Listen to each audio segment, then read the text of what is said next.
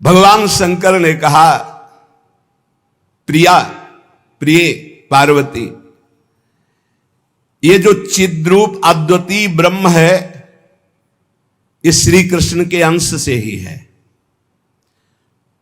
जो महाविष्णु हैं ये लिखा हुआ है, पढ़ना हो तो पढ़ लेना पद्म पुराण पाताल खंड में।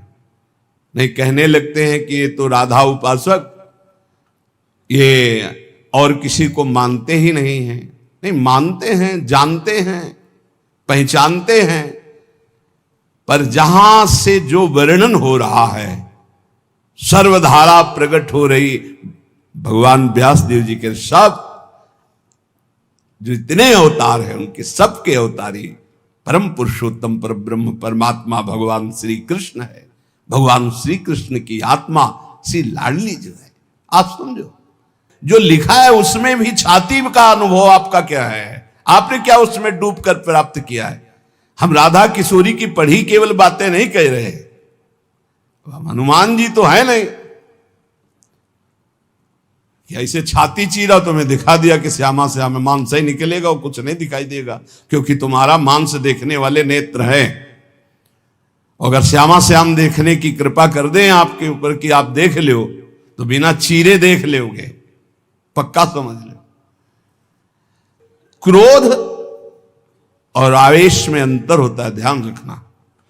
क्रोध होता है जब अपनी इच्छा के प्रतिकूल कोई बात होती है, और आवेश होता है जब धर्म और इष्ट के प्रतिकूल। जैसे भगवान शंकराचार्य जी के पास एक भैरव उपासक आया और उसने कहा कि आप तो ब्रह्म स्वरूप हैं, शरीर में राग आपका है नहीं? बोले बिल्कुल नहीं। तो बोले आपकी गर्दन उतार करके मैं भैरव सिद्धि के लिए जब कपाल स्वाहा बोलूंगा तो मैं सिद्ध हो जाऊंगा, हमारा काम बन जाएगा, आपको तो शरीर से कोई मतलब नहीं। बोले अभी उतार लो।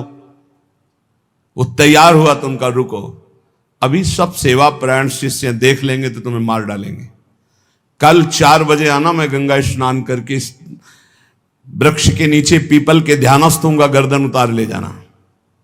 ऐसा ही हुआ।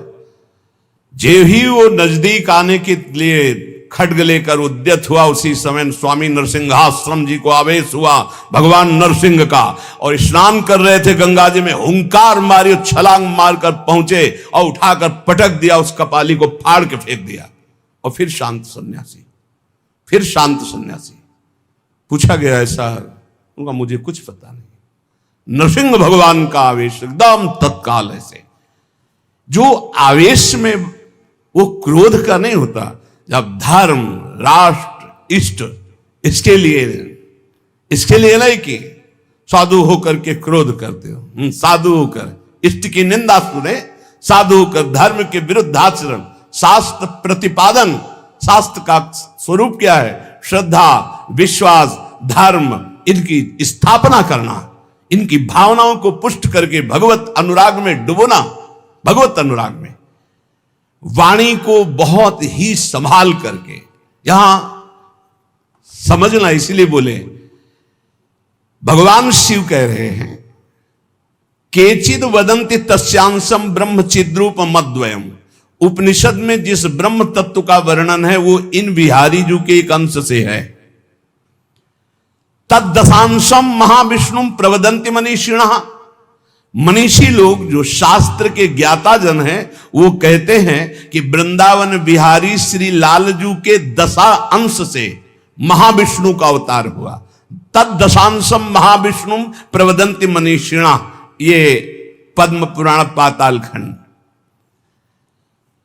और सनकादि योगीश्वर अपने हृदय में जिन भगवान श्री हरि का चिंतन करते हैं वो भी, ये जो गर्दन टेढ़ी किए हुए अधरों पर बंसी विराजमान किए हुए ललित त्रिभंगी अनंत कामदेवों को भी मूर्छित करने की सामर्थ्य रखने वाले वृंदावन बिहारी जी, जो तिरछी चितवन से मंद मुस्कान के द्वारा करोड़ों कामदेवों की सुंदरता को ह्रास, उपहास, लघु कर रहे हैं, ये जो अपने अधरों में बंसी की ध्वनि कर रहे हैं, जो मुरली की ध्वनि से हमारे हृदय को प्रेमानंद में डुबो रहे हैं, त्रिभुवन को विमोहित कर रहे हैं, इनकी महिमा अगाध और अपार है। हे पार्वती जी, ऐसा भगवान शंकर। हे देवी, जिनके नखचंद्र किरणों की महिमा का वेद अंत नहीं पा सकते हैं, तो वेद प्रतिपादित धर्म में चलने वाले ब्रह्म ऋषि कैसे पा सकते हैं? उन्हीं भगवान श्री कृष्ण के संबंध में कुछ और बता रहा हूं, तुम सुनो और सुनकर मुदित आनंदित हो। ये त्रिगुण माया से रचा हुआ अनंत ब्रह्मांड है, उन्हीं श्री कृष्ण के द्वारा, उन्हीं श्री कृष्ण के द्वारा ब्रह्मा विष्णु और मैं महेश्वर प्रकट हुआ हूं। जितने भी देवता दैवी शक्तियां सब उनके करोड़वें करोड़वें अंश से उत्पन्न हैं। सृष्टि स्थिति और संहार की शक्ति युक्त से ब्रह्मादि देवता, ये सब उन्हीं महान बिहारी जी के वैभव हैं, प्रभु के वैभव हैं, श्री कृष्ण के। श्री कृष्ण रूप का जो करोड़वां अंश है, उसका जो करोड़वां अंश है, उससे कामदेव उत्पन्न हुआ जो पूरी सृष्टि को नचाए दे रहा है। सोचो, श्री कृष्ण के करोड़वें अंश के एक अंश के करोड़वें अंश से कामदेव प्रकट होकर पूरी सृष्टि को नचाए दे रहा है। वो श्री कृष्ण कितने सुंदर हैं। वो ब्रह्मांड में स्थित होते हुए किसको नहीं मोहित कर सकते। ऐसे श्री कृष्ण के श्री विग्रह की शोभामयी जो कांति है, उसके करोड़वें करोड़वें अंश से यह चंद्रमा और सूर्य का प्रकाश होता है। ऐसे तो तेजोमय हैं वो, ऐसे सुंदर है कि करोड़वें अंश के एक अंश से करोड़वें अंश में कामदेव का प्रादुर्भाव हुआ। श्री कृष्ण के प्रकाश के करोड़वें अंश से एक सूर्य, ऐसे परमानंद में रसामृत परिपूर्ण श्री वृंदावन बिहारी की महिमा का कौन पार पा सकता है। हे देवी, परम आनंद, परम चैतन्यता, विश्व ज्योति, ब्रह्मबोध, ये सब इन्हीं से प्राप्त होता है, इन्हीं से प्राप्त होता है। इनके श्री चरण कमल युगल नख रूपी चंद्रकांति मणि से निकलने वाली जो प्रभा, उसी तेजो ज्योति में पूर्ण ब्रह्म में लीन बताया गया है। और ऐसे विश्व को मोहित करने वाले मदन मोहन, जिनके करोड़वें करोड़वें अंश में सब सूर्य चंद्र काम आदि देवी शक्तियां, इनको श्री राधा जी अपने अधीन किए हैं, इसलिए इनकी प्राण वल्लभा है। यही श्री कृष्ण में शक्ति संचार करके आद्या शक्ति मूल प्रकृति होकर अनंत ब्रह्मांडों का क्षण मात्र में सृजन कर देती है। देवी जैसे उनके अंश से मैं हूं, ऐसे श्री राधा के करोड़वें करोड़वें अंश से आप सब शक्तियों का, देवियों का प्रादुर्भाव हुआ।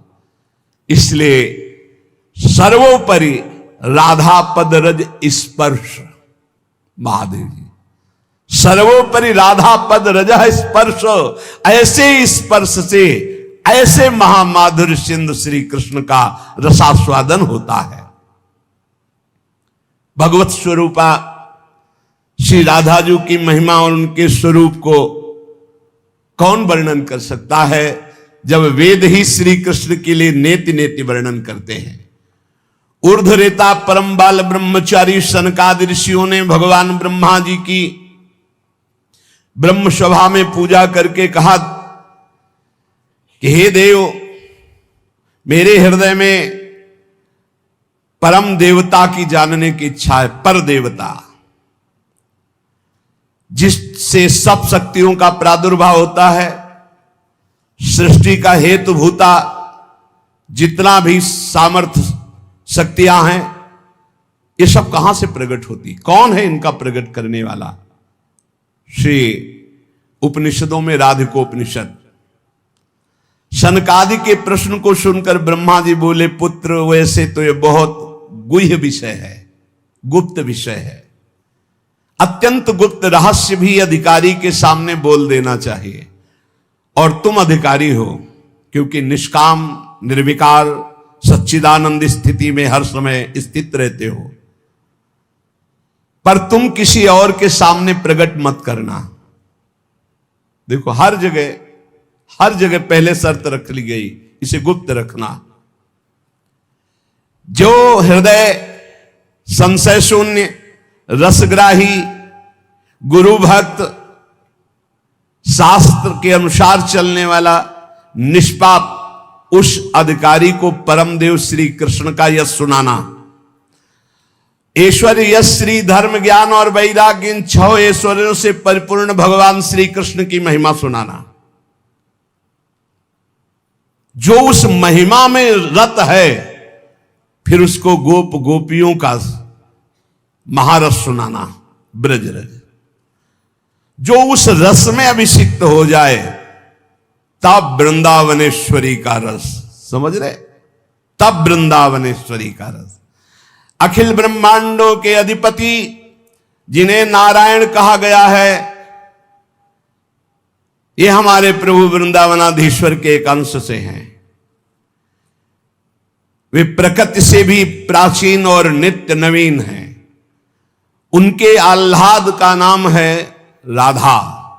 संधिनी, ज्ञान, इच्छा, क्रिया, ये बहुत सी शक्तियां हैं। ये आह्लाद अंतरंग भूता श्री राधा रूप में विराजमान है। श्री कृष्ण के द्वारा इनकी आराधना होती, इन्हें इसलिए इन्हें श्री राधा कहते हैं। श्री कृष्ण सदैव आराधना में तत्पर रहते हैं। श्री कृष्ण का सदा समाराधन करते हैं। ये गांधर्वा जितनी श्री कृष्ण पटरानियां द्वारिकाधीश के हैं, ये सब इनके अंश से प्रकट हुई हैं। श्री राधा और रस सागर श्री लालजू, ये एक प्राण, एक मन, 2 तन, एक रुचि, एक स्वभाव, एक वय, लीला के लिए 2 बने हुए हैं। ये मैं बहुत गुप्त बात बता रहा हूं। ये जन साधारण को, मूर्तम और महामूर्खों को कभी भी इसका श्रवण मत कराना। जो राधा किशोरी के इन 28 नामों का जप कर ले, तो विश्व की कोई भी ऐसी कामना नहीं जो पूर्ण ना हो जाए। अनुभूत विषय आज का नहीं, ये वृंदावन आने के पहले का, क्योंकि पूज्य भाई जी श्री हनुमान प्रसाद पोद्दार जी के आदर्श में हम चल रहे थे, उनको जैसा वो निर्देश कर रहे। ये 28 नाम जिह्वा पे नाचते रहते थे। प्रारंभ में जो हितधाम से जुड़े हों उनको पता होगा, 28 नाम कभी कभी हम उच्चारण कर देते थे। राधा रासेश्वरी रम्या, कृष्ण मंत्राधिदेवता, सर्वाद्या सर्ववंद्या च वृंदावन विहारिणी, वृंदाराध्या रमा शेष गोपी मंडल पूजिता, सत्या सत्यपरा सत्यभामा श्री कृष्ण वल्लभा, वृषभानुसुता गोपी मूल प्रकृतीश्वरी, गांधर्वा राधिका रम्या रुक्मिणी परमेश्वरी, परात्पर तरा पूर्णा पूर्ण चंद्र निभानना, भुक्ति मुक्ति प्रदा देव भव्याधि विनाशिनी। ये 28 नाम है अनुभूत। इन 28 नामों का मंत्र है। इनका जो पाठ करे, चाहे लौकिक कामना चाहे परलौकिक कामना, बहुत जल्दी आपको परिणाम दिखाई देगा। ये राधा किशोरी जी के 28 नाम श्री राधिकोपनिषद में ब्रह्मादि सनकादि को उपदेश कर रहे हैं। परिणाम फलस्तुति में लिखा है, भुक्ति मुक्ति प्रदा। भोग चाहिए तो भोग मिल जाएगा, मोक्ष चाहिए तो मोक्ष। और भवव्याधि विनाशिनीम, आवागमन चक्र से मुक्ति हो जाएगी। और हर व्याधि विनाशिनीम, इस संसार चक्र में जितने रोग हैं सबको शासन में रखने के लिए ये नाम पर्याप्त है, तुम्हारे ऊपर इनका प्रभाव नहीं पड़ पाएगा। ये 28 नामों का जो पाठ करता है वो जीवन मुक्त महापुरुष हो जाता है। भगवान ब्रह्मा जी ने उपदेश किया शनकादि को। राधा, राशेश्वरी, रम्या, कृष्ण मंत्राधिदेवता, सर्वाद्या, सर्ववंद्या, वृंदावन बिहारिणी, वृंदाराध्या, रमा, अशेष गोपी मंडल पूजिता, सत्या, सत्यपरा, सत्यभामा, श्री कृष्ण वल्लभा, वृषभानुसुता, गोपी, मूल प्रकृति, ईश्वरी, गांधर्वा, राधिका, आरम्या, रुक्मिणी, परमेश्वरी, परात्पर, पूर्णा, पूर्णचंद्र निभानना और भुक्ति मुक्ति प्रदा, भवव्याधि विनाशिनी। 28 नाम मात्र जपने से समस्त कामनाओं की पूर्ति। ये तो हम आह्लाद का वर्णन कर रहे हैं। इनकी एक संधिनी शक्ति है जो भूषण, शैया, आसन, सेवा की सामग्री सब रूप धारण करती है। धाम, कुंज, निकुंज।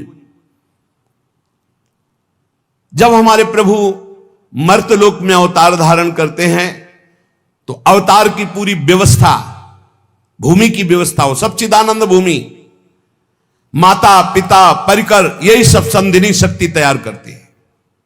अवतार की कारणभूता ये संधिनी शक्ति है, ये क्षेत्रज्ञ शक्ति है, इनकी इच्छा शक्ति के अंतर्गत माया शक्ति है। ये सतोगुण, रजोगुण, तमोमयी है। ये बहिरंगा शक्ति है। ये जगत की रचना करती है।